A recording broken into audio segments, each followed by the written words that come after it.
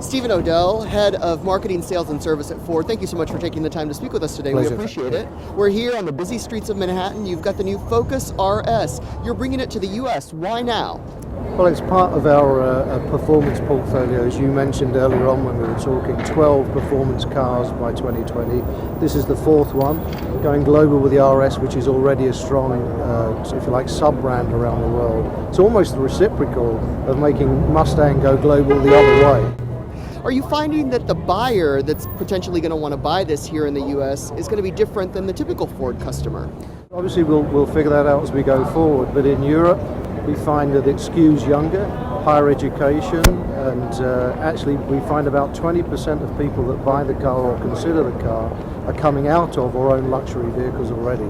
So we think we've got a lot of conquest opportunity, but importantly, it's a banner headline for the brand and of course Focus as well. Are we going to continue to see Ford pour more money into digital this year? Well, pour more money is an interesting concept, but you know, I think Jim Farley started some fantastic work. If I go back 10 or 15 years ago, our digital mix was below 10% of our spend. It's probably closer to 40% now. But I still think there's an important, there's a need across the portfolio. Digital's important, and digital has to be important when you connect rather than interrupt customers. When people want to use what you say and actually share it with people. TV's still important, and print as well. So I think it has a role to play in the whole portfolio.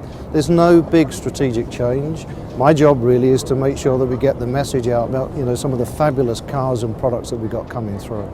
When you look across the different social platforms, Twitter, Facebook, Instagram, where are you finding the most engagement these days? It's photography for sure, but moving footage is really, I think, where people are starting to go. They like to share content, they like to share videos.